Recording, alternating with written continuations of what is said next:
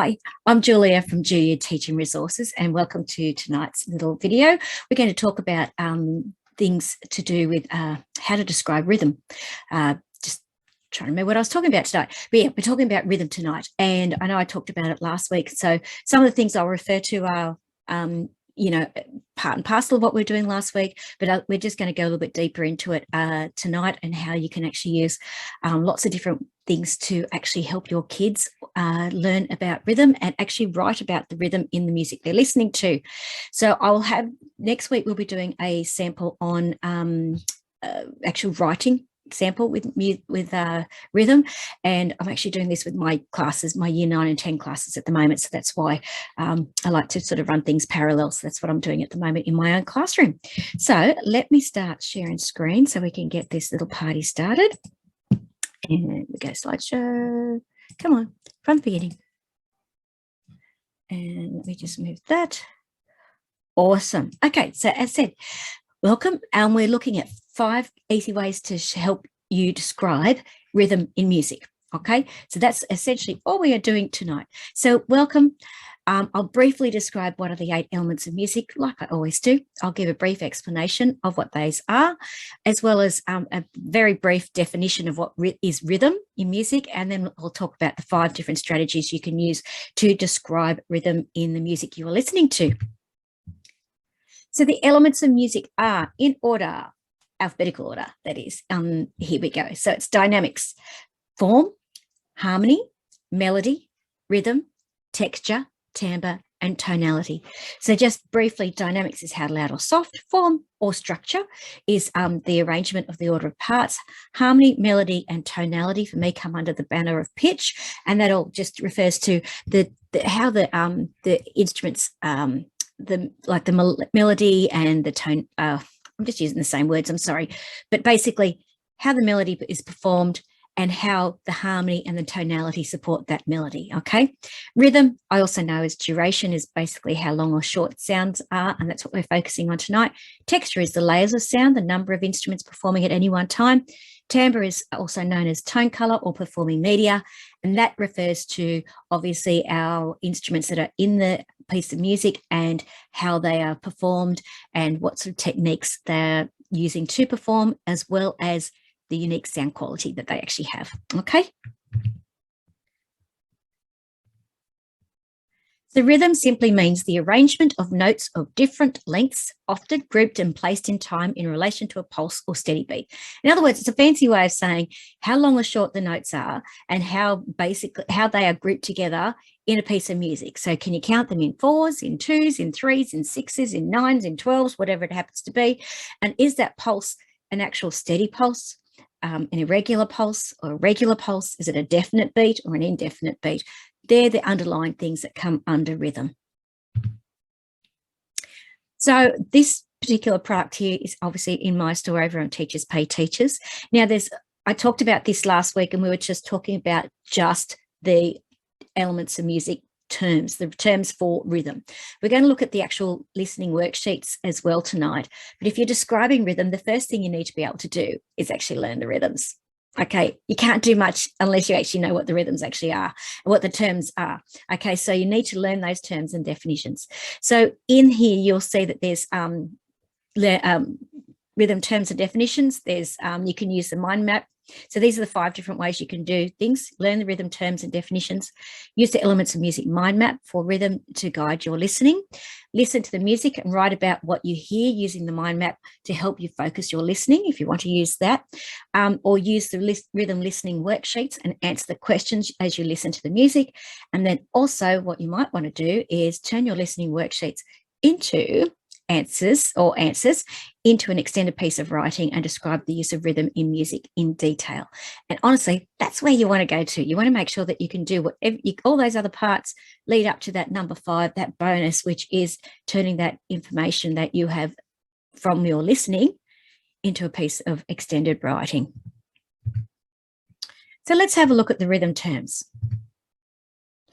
So before you can actually describe anything in rhythm, any rhythm in any piece of music, you need to know the terms, which is what I was saying. So you need to know those rhythm terms. Now, they are, as I said, in this particular product, but I've got lots of products out there that have got all those terms in them, but you need to know them. And there are lots of different things you can do to actually learn those terms. So if you want to learn those particular terms, some of the things are simple strategies are copying the terms and definitions. Now, a lot of people go, well, why do you need to do that? Here's the thing.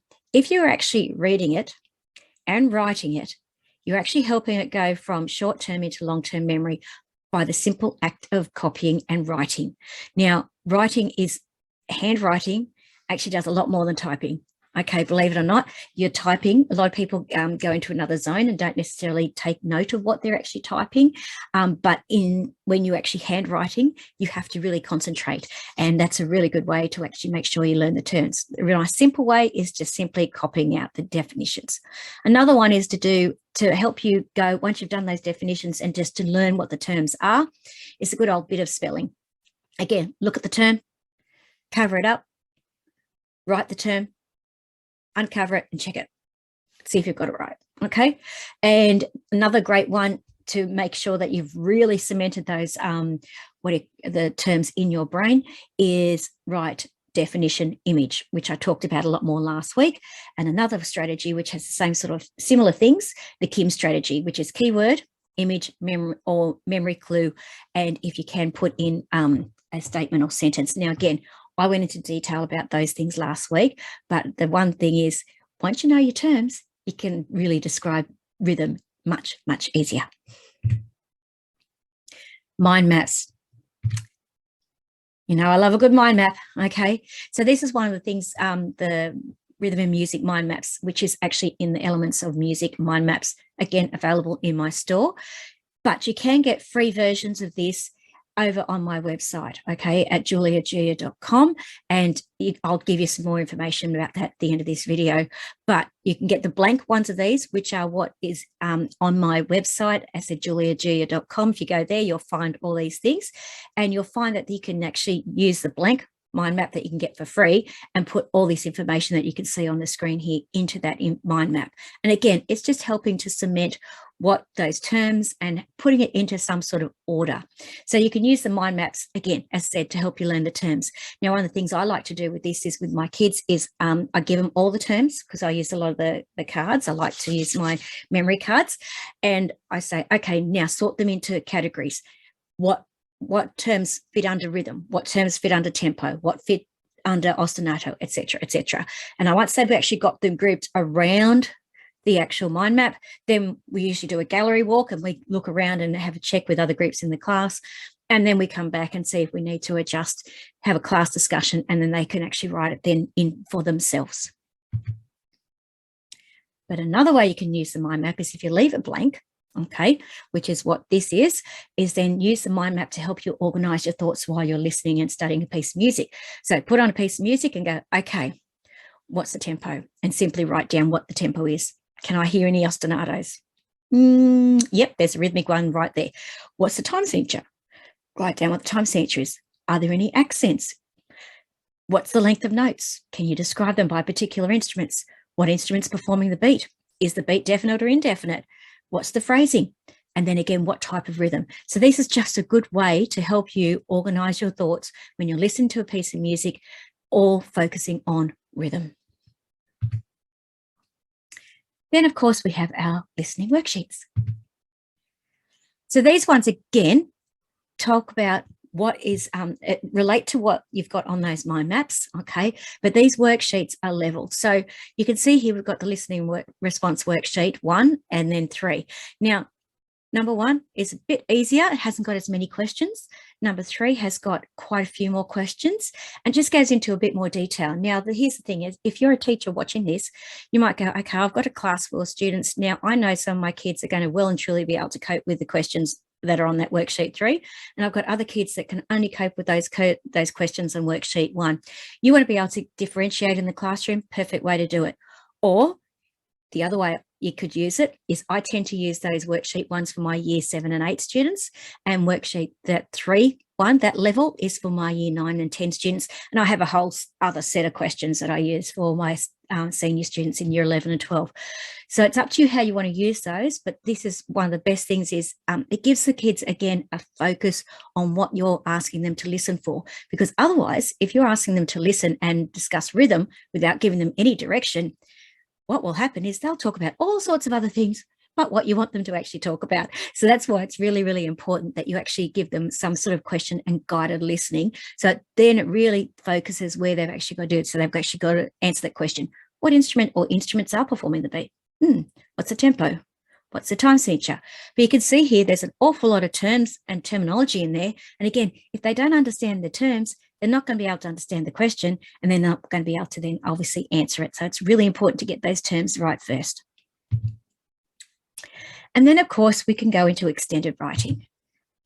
So one of the things you can do, and I love doing this, and I do this with my year 7 students, okay, is we do a comparison. So you can see here, listening response worksheet 2. Now this particular worksheet is based on worksheet 1. So it's just all it is doing the comparison, okay? And then you can ask your students to talk about, once you've done the comparison, what are the similarities? What are the differences? And then they can actually do an extended piece of writing based on that, okay? Or they could simply just do an extended piece of writing based on one piece of music. But if they're doing comparison, love to do 2 versions of the same song. And the kids really enjoy doing that as well. And then they get to actually have a really good go at writing something with a bit more meat and substance to it. And this is, again, really pushing the limits and pushing the kids into something when they're actually got to compare 2 pieces of music. That's a whole other skill level. And again, what you can do is obviously worksheet number 2 is in relation to the questions on the worksheet 1. Worksheet 4, which is another comparison one, is based on the ones that you can see in question on worksheet 3. Okay, so it's just a different level. So again, you can differentiate in your classroom. Another way you could do it is obviously use the TXXC worksheets I have in my store, or there's the Peel ones as well. Now, I have to say, my school, we've just changed it from TXXC to TXXL, so that C is turned into a link. But I've used all sorts of other things, and I personally prefer to use my music one, which is your main idea, understanding, sample, in-depth information, and connect to concept or question. So that's what I prefer to use, and those will be available soon. I haven't quite got those ready yet. But as again, the same idea is answer the questions and then turn that information into an extended piece of writing. And you can see there that the guided thing there for the scaffold or writing template is there for rhythm. Again, really good way to actually get your students listening, focusing on the music, focusing on what they actually have to discuss, and then turning that into an extended piece of writing. So they're the 5 different ways we could do it. Okay, so we talked about learning the terms. We talked about obviously, let me go back because I have forgotten. All right, learning the terms. Let's go back and we'll make sure that we get them so that I've got them right for you. So learn the rhythm terms, use the mind map for listening, use the so for the terms, okay, listen and use the mind map to focus it, or use the listening questions, or turn it into a extended piece of writing. As said, it's been an interesting day. End of the term, I'm going to say that for me at the moment, been a long term. 2 weeks to go, well, this week and next week. So if you'd like to know more about Write About Music course, you can go to my Writing About Music course over there on Teachable. If you're watching this in real time, okay, this is in June of 2022. The doors are just opened. I've just opened them up again because I know students are doing a lot of studying for their trial exams that are coming up, okay? So go over to jooya.teachable.com to have a look at that. Or you can find plenty of classroom ready resources over on Teachers Paid Teachers. Again, use the link or just go to Teachers Paid Teachers. If you search Jooya Teaching Resources, you're going to find me. Pretty easy. If you'd like a copy of those free mind maps that I was talking about, if you're going to use the mind maps to help you listen and guide your listening response or your answers to, or ways to describe rhythm, go to that link there, juliajooya.com/free mind maps, and you'll find that you can get yourself a free set of the Elements of Music mind maps. And don't forget, you can also find lots and lots of information over on my blog at jooya.com. And thank you so much for watching. So let's stop share. It was a bit of a quick one tonight, and I'll just say goodbye while I end the recording. So thank you so much for watching. I'm Jooya from Jooya Teaching Resources, and until next time, happy teaching. Bye.